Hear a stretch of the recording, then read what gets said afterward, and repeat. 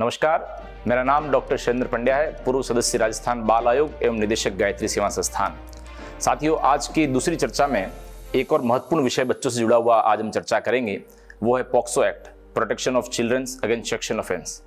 POCSO act विगत इन कुछ वर्षों में बहुत ज़्यादा चर्चा में आया और अभी हाल ही में कुछ समय पहले एक काफ़ी माने हुए धर्मगुरु जब उनके ऊपर कानूनी कार्रवाई हुई तो वो एक ऐसी जबरदस्त कार्रवाई रही जिससे पॉक्सो एक्ट लगभग सभी पत्र पत्रिकाओं के माध्यम से हर एक घर तक पहुंचा। तो आज का जो विषय है वो सिर्फ और सिर्फ उन लोगों के लिए जरूरी नहीं है कि जो लोग बच्चों के विषय में काम करते हैं, चाहे वो टीचर्स हों, प्रोफेसर्स हों, कोचिंग इंस्टीट्यूट के संचालक हों। ये टॉपिक उन लोगों के लिए भी जरूरी है जिनके घर में बच्चे हैं। मतलब मेरा कहने का मतलब हर एक राष्ट्र के नागरिक के लिए, एक कॉमन लेमैन के लिए आज के विषय की जानकारी होना एक नैतिक दायित्व होने के साथ साथ इस कानून के तहत मैंडेट भी है। तो साथियों, आज का विषय बहुत ही गंभीर है, इसे आप ध्यान से जरूर सुनिए और अन्य लोगों तक भी जरूर साझा कर सकते हैं। मैं जिस एक्ट की बात करने वाला हूं ये लागू हुआ वर्ष 2012 में और लैंगिक अपराधों से बच्चों का संरक्षण को लेकर ये एक इतना जबरदस्त कानून रहा क्योंकि वर्ष 2012 से पहले तक लज्जा भंग महिलाओं के साथ, कोई यौन हिंसा महिलाओं के साथ, अगर किसी कारणवश किसी व्यक्ति या विशेष रूप से बच्चों के साथ, और उसमें भी वो जो मेल हैं या कहें पुरुष हैं जिनकी उम्र 18 साल से कम है, उनके साथ यदि कोई यौन हिंसा होती है, कोई छेड़छाड़ की घटना होती है, यहाँ तक कि रेप की घटना भी होती है, तो आईपीसी में ये सारी चीजें कवर नहीं हो पा रही थी।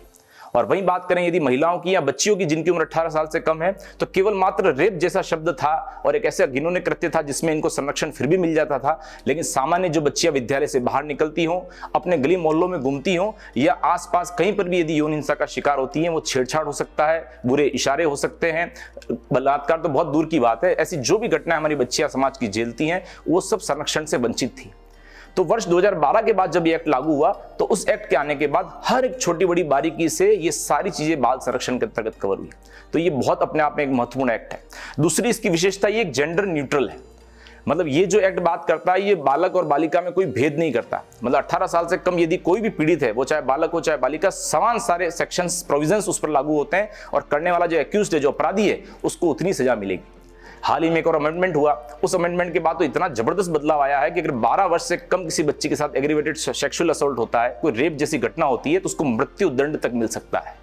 और दूसरी सबसे महत्वपूर्ण बात एक और है जो हमें सुन के शायद गर्व होगा कि राजस्थान सरकार ने पूरे राजस्थान प्रदेश में 52 सेपरेट डेडिकेटेड कोर्ट इसके लिए बना दिए, जिनको हम कहते हैं पॉक्सो कोर्ट। मतलब अब ट्रायल बहुत तेज होगी। पहले जो सुनते थे मूवीज में हम लोग मजाक में, तारीख पे तारीख मिलती है, लेकिन अब पॉक्सो कोर्ट्स में तारीख नहीं मिलती भी है तो वो इतनी जल्द सुनवाई होती है कि उस बच्चे को तुरंत न्याय और अपराधी को तुरंत मौत की सजा से लेकर आजीवन कारावास तक की सजा के प्रावधान है। तो ये एक्ट अपने आप में बहुत जबरदस्त है। अब बात करते हैं संक्षिप्त में इसके मुख्य प्रावधानों पर। तो जो सेक्शन 3 और 4 है वो बात करते हैं बहुत ही जघन्य अपराध, मतलब बलात्कार से जुड़े हुए पर। यदि किसी बच्चे के साथ कोई ऐसी घटना घटती है तो उसकी तुरंत संबंधित थाने में एफआईआर दर्ज होगी। पुलिस अब इसमें टाल नहीं सकती। अगर आपके आस पड़ोस में भगवान न करे ऐसी घटना की घटे और आप जाते हैं पुलिस थाने में, तो मैंडेट है एसएचओ के लिए उसकी पॉक्सो की एफआईआर दर्ज होगी।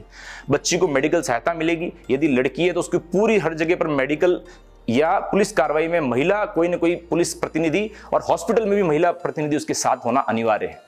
अगर बात करें, ये तो एक जघन्य अपराध था, लेकिन उसके अलावा कौन कौन से अपराध इसमें कवर होते हैं? इसके अलावा 4 मुख्य अपराध और कवर होते हैं। जैसे किसी के साथ बलात्कार तो नहीं हुआ, लेकिन उस बच्ची के साथ कोई गंदे इशारे कोई व्यक्ति करता है, यदि बच्चियां बाहर निकलती हैं और बाहर उनके ऊपर कोई कमेंट कसता है, चाहे वो लड़का हो चाहे लड़की, में बार बार इसलिए शब्द पर जोर दे रहा हूं, कई बार हम पॉक्सो को सिर्फ लड़कियों के साथ कनेक्ट करते हैं, लड़का भी हो सकता है। और ये बात मैं क्यों कह रहा हूं आपको सुन के शायद आश्चर्य होगा। एनसीआर भी हमारा एक रिकॉर्ड निकालता है जिसको बोलते हैं नेशनल क्राइम रिकॉर्ड ब्यूरो, जो हर साल भारत में होने वाले अपराधों की सूचना हम तक साझा करता है। एनसीआरबी का एक डेटा है, वो ये बताता है कि 54% बच्चे यौन हिंसा का शिकार है। 54% का मतलब समझिए आप, मतलब हर एक दूसरा बच्चा। मतलब यदि आपके घर में अगर बच्चे रह रहे हैं, समाज में बच्चे रह रहे हैं और आपके दिमाग में अगर एक गलत फहमी है कि सिर्फ बच्चों के साथ यौन हिंसा, छेड़छाड़ या ऐसी घटनाएं तो गांव में होती होंगी, हमारे बच्चे तो सुरक्षित हैं, तो आप बहुत बड़ी गलत फहमी में हैं। हर एक दूसरा तीसरा बच्चा किसी न किसी यौन हिंसा का शिकार है। और शायद इस वीडियो को देखते हुए आपको अपना बचपन याद आया, आपको याद होगा कि कहीं स्कूल बस में, किसी वैन में, कहीं ट्रैवल करते हुए या अपने आस पड़ोस खेलते हुए भी आपने भी कभी न कभी किसी यौन हिंसा को छोटा बड़ा महसूस किया होगा, जिसने आपको एकदम से असहज महसूस या आपको एकदम से किसी उसमें अचरज में डाल दिया होगा। तब आपके पास सुरक्षा नहीं थी, लेकिन आज इस कानून के तहत सुरक्षा है।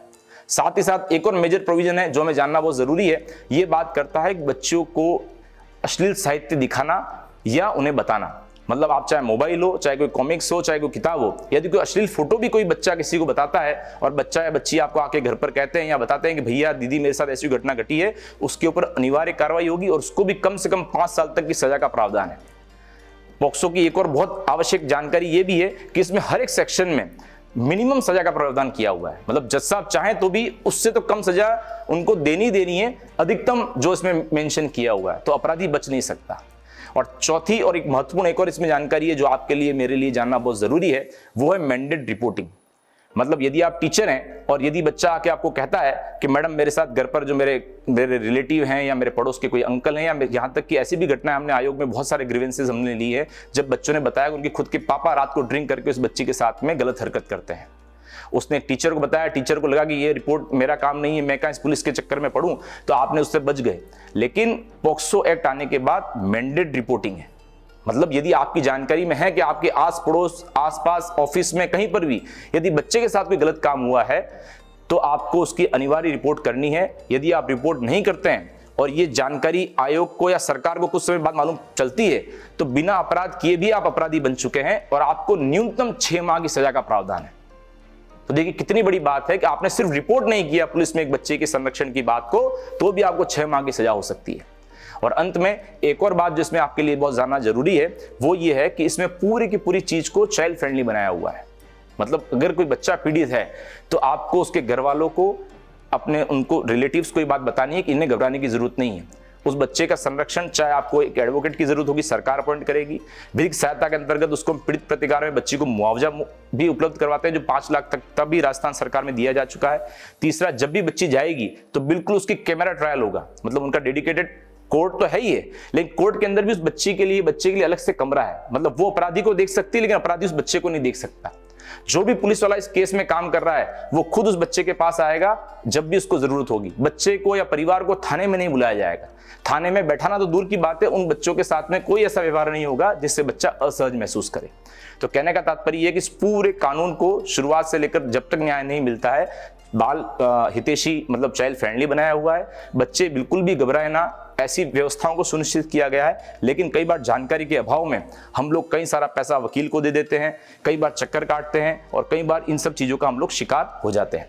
तो आज के इस वीडियो से मैं सिर्फ संक्षिप्त में आपको पॉक्सो की जानकारी देना चाह रहा था ताकि पॉक्सो के माध्यम से हमारे समाज के वो सारे बच्चे, क्योंकि भारत की पूरी आबादी में 43% पॉपुलेशन हमारी 18 साल से कम बच्चों की है। तो माननीय प्रधानमंत्री जी का यदि स्वप्न है कि विकसित राष्ट्र बने तो इन 43% पॉपुलेशन को दरकिनार करके भारत राष्ट्र विकसित नहीं बन सकता। तो हमें इन बच्चों को भी संरक्षित करना है। आप, हम और सब लोग इस वर्क मॉप की टीम के साथ आज एक अवसर मिला तो बच्चों की सुरक्षा का एक संकल्प लें। वंदे मातरम, जय हिंद।